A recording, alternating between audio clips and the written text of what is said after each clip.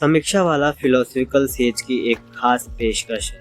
इस पेशकश में हम फिलॉसफी, साहित्य और मनोविज्ञान एवं अन्य महत्वपूर्ण विषयों पर लिखी पुस्तकों की समीक्षा करेंगे। आज हम जिस पुस्तक की समीक्षा करने जा रहे हैं उसका शीर्षक चित्रलेखा है। चित्रलेखा भगवती चरण वर्मा द्वारा लिखित एक दार्शनिक उपन्यास है। इस पुस्तक का प्रकाशन राजकमल प्रकाशन द्वारा किया गया है। चित्रलेखा उपन्यास की कथा वस्तु पाप है। पाप और पुण्य यह दो ऐसे शब्द हैं जिनको लेकर घंटों बहसें हो सकती हैं और नतीजा शून्य। ऐसा इसलिए क्योंकि पाप और पुण्य क्या है, इस प्रश्न का कोई एक या निश्चित जवाब नहीं हो सकता है। चित्रलेखा उपन्यास पाप और पुण्य क्या है, इन प्रश्नों के जवाबों की तलाश है। श्वेतांक ने पूछा, और पाप? महाप्रभु रत्नांबर मानो एक गहरी निद्रा से चौंक उठे। उन्होंने श्वेतांक की ओर एक बार बड़े ध्यान से देखा। पाप? बड़ा कठिन प्रश्न है वत्स, पर साथ ही बड़ा स्वाभाविक।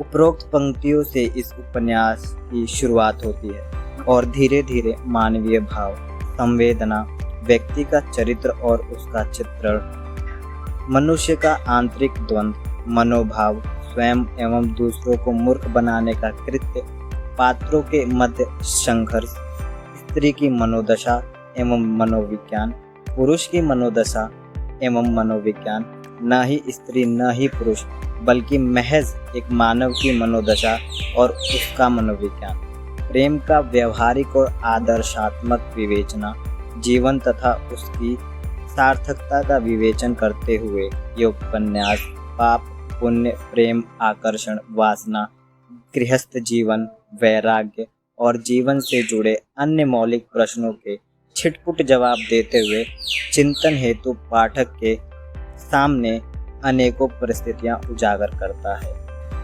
अगर यह कहा जाए कि यह जीवन और कुछ नहीं, महज संभावनाओं की एक लंबी श्रृंखला है, तो इसमें कोई आपत्ति की बात नहीं। जीवन के हर पड़ाव और मोड़ पर हमारे समक्ष अनेकों संभावनाएं होती हैं। कभी हम विवेक और स्वेच्छा से उन संभावनाओं को चुनते हैं और कभी बाहरी दबाव या फिर परिस्थितियों के वश में होकर हम संभावना का चुनाव करते हैं। इन संभावनाओं के चुनाव में हमारी संज्ञानात्मक बुद्धि और परिस्थितियां महत्वपूर्ण भूमिका निभाती हैं। ये संभावनाएं ही हमारे जीवन को आकार देती हैं और ये संभावनाएं ही इस आकार को निराकार भी कर देती हैं।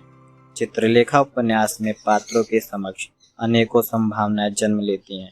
हालांकि उन अनेकों संभावनाओं में से प्रेम की संभावना सबसे बड़ी और विचित्र हो। चित्रलेखा उपन्यास में अंतर्निहित भाव की बात करें तो यह साफ तौर पर कहा जा सकता है कि इस उपन्यास में वे सभी मानवीय भावनाएं अंतर्निहित हैं जिनसे एक मनुष्य अन्य मनुष्य और इस समाज से भावनात्मक रूप से जुड़ता है। हालांकि इस उपन्यास में प्रेम भाव की प्रधानता है, लेकिन उसका स्वरूप छिछला है। वहीं इस उपन्यास में वर्णित पात्रों में चित्रलेखा और बीजगुप्त मुख्य भूमिका में है। चित्रलेखा एक नर्तकी है जिसका प्रेम संबंधित एक दुखद अतीत रहा है और वह फिलहाल बीजगुप्त के साथ रहती है। बीजगुप्त एक ऐसा व्यक्ति है जिसे सांसारिक सुखों में ही वैराग्य दिखलाई देता है। सांसारिक सुखों को भोगना ही बीजगुप्त के जीवन का पर्याय है। मुख्य पात्रों के अतिरिक्त वे पात्र जो चित्रलेखा उपन्यास की कथा वस्तु यानी कि पाप क्या है के प्रश्न को उजागर करने और एक अंतर्दृष्टि प्रदान करने में सहायक होते हैं, उनमें सर्वप्रथम नाम रत्नांबर है। रत्नांबर एक सिद्ध पुरुष हैं, लेकिन वह यह नहीं जानते हैं कि पाप क्या है। रत्नांबर के दो शिष्य हैं। पहले शिष्य का नाम श्वेतांक है जो जाति से एक क्षत्रिय है। श्वेतांक की जिज्ञासा यह जानने में है कि पाप क्या है। वहीं दूसरे शिष्य का नाम विशाल देव है। विशाल देव जाति से एक ब्राह्मण है। विशाल देव की भी जिज्ञासा है कि वे भी जाने कि पाप क्या है। पात्रों के क्रम में इनके अतिरिक्त कुमारगिरी जो एक योगी हैं और सांसारिक जीवन से दूर हैं, इन्हें सांसारिक जीवन से अनुरक्ति नहीं है। वहीं दूसरी पात्र यशोधरा है जो मृत्युंजय की पुत्री है। उपन्यास की तमाम उधेड़ बुन इन्हीं पात्रों के मध्य होती है।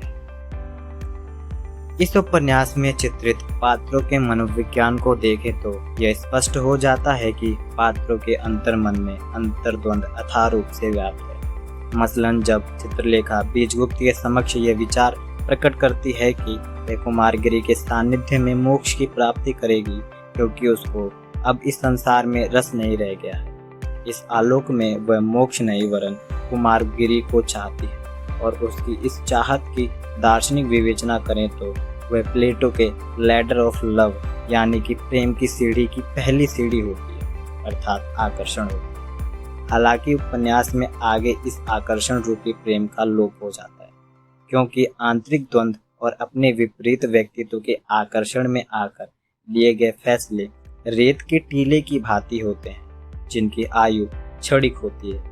वहीं चित्रलेखा के विपरीत बीजगुप्त का मनोविज्ञान भी द्वंद्व और अराजकता से भरा हुआ है। बीजगुप्त को यह आभास हो जाता है कि चित्रलेखा उससे विवाह नहीं करेगी बल्कि वह उसे छोड़कर चली जाएगी। इस स्थिति में भी बीजगुप्त स्वयं को ध्यान में रखते हुए फैसले नहीं कर पाता है।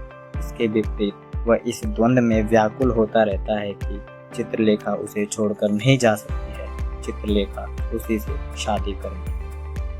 बीजगुप्त और चित्रलेखा के विपरीत अगर सबसे विकृत मनोविज्ञान की बात की जाए तो वह कुमारगिरी का मनोविज्ञान है।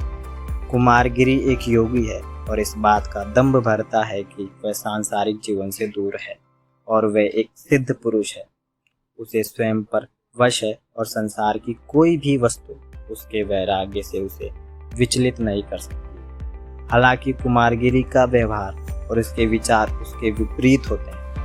चित्रलेखा और कुमारगिरी एक नर्तकी और एक योगी, दोनों का व्यक्तित्व एकदम विपरीत पर एक दूसरे के लिए आकर्षक। इसलिए कुमारगिरी को चित्रलेखा का व्यक्तित्व आकर्षित करता है और चित्रलेखा को कुमारगिरी का व्यक्तित्व आकर्षित करता है। दोनों का व्यक्तित्व भिन्न है इसलिए आकर्षण पैदा होता है।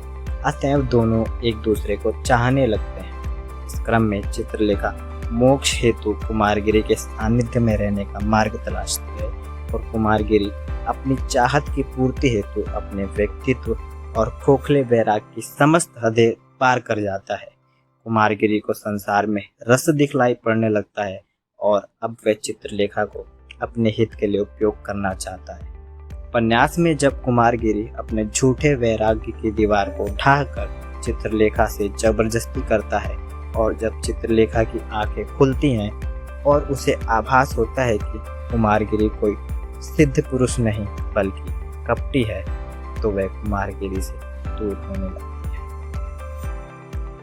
इस प्रकरण में कुमारगिरी स्वयं को सही सिद्ध करने हेतु कहता है कि साकार को अपनाने का प्रयोग कर रहा हूँ नर्तकी।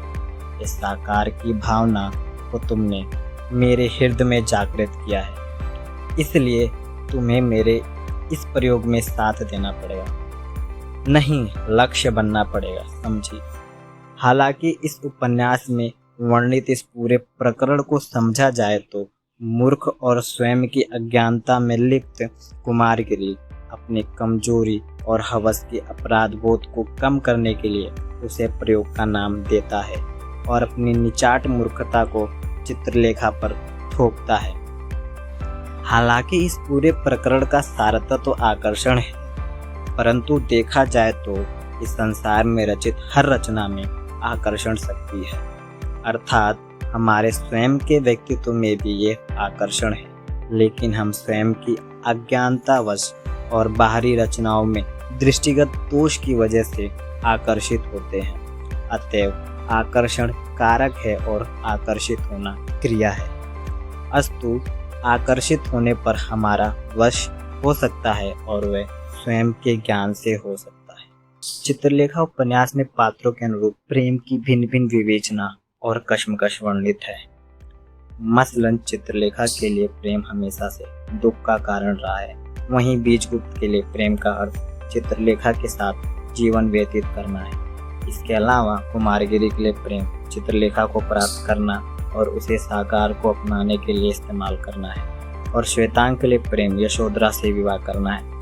इस तरह से स्पष्ट रूप से यह कहा जा सकता है कि इस उपन्यास में प्रेम की जो विवेचनाएं और कश्मकश हैं वे संतुलित नहीं है। प्रेम क्या है? क्या प्रेम किया जा सकता है? और अगर प्रेम किया जा सकता है तो फिर प्रेम करने का उचित तरीका क्या है? जब हम प्रेम की बात करेंगे तो इस तरह के प्रश्नों की एक लंबी श्रृंखला बन जाएगी। अतएव ये कहा जा सकता है कि इस उपन्यास में प्रेम को लेकर जो असंतुलन और कशमकश है वह इसलिए है ताकि पाठक स्वयं इन प्रश्नों की तलाश करें। इस उपन्यास की कथा वस्तु यानी कि पाप की बात करें तो पाप के लिए मनुष्य को नहीं बल्कि परिस्थितियों को दोषी ठहराया गया है और कहा गया है कि मनुष्य परिस्थितियों का दास है। देखा जाए तो ये कथन नैतिक पक्ष को ध्यान में रखकर कहा गया है। अगर इस कथन को एवोल्यूशन की थ्योरी और मानव विकास से जोड़ा जाए तो अगर ऐसा होता है तो मनुष्य का कब का लोप हो चुका होता। हालांकि पाप के संदर्भ में भी ये धारणा उचित नहीं है, क्योंकि पाप और पुण्य कुछ भी नहीं होता। जो कुछ भी हम करते हैं वे महज कर्म है। पाप और पुण्य व्यक्तिगत विवेक, स्वीकृति और तर्क का आधार तय करता है और यही बात समाज या किसी राष्ट्र के लिए भी लागू होती है। इस कथन को इस तरह से समझे तो किसी व्यक्ति, समाज या राष्ट्र के लिए पशु हत्या पुण्य है तो किसी व्यक्ति, समाज या राष्ट्र के लिए यह एक पाप है। अतएव हम सिर्फ अपनी बुद्धि और विवेक के प्रयोग द्वारा होश में रहते हुए सिर्फ कर्म कर सकते हैं। बाकी वह कर्म पाप होगा या पुण्य, यह हम स्वयं, समाज और राष्ट्र तय करेगा। इस उपन्यास के दार्शनिक भाव को देखें तो भगवती चरण वर्मा मनुष्य को कर्ता नहीं बल्कि साधन कहते हैं। हालांकि ऐसा नहीं है, क्योंकि मननशीलता के गुण के कारण ही मनुष्य को मनुष्य की संज्ञा दी जाती है। अगर मनुष्य साधन मात्र होता तो वह प्रकृति के नियमों के विरुद्ध कुछ नहीं कर सकता, क्योंकि मनुष्य कर्ता है और स्वतंत्र है, इसलिए वह प्रकृति के साथ खिलवाड़ भी करता है। मनुष्य स्वतंत्र है, मननशील है।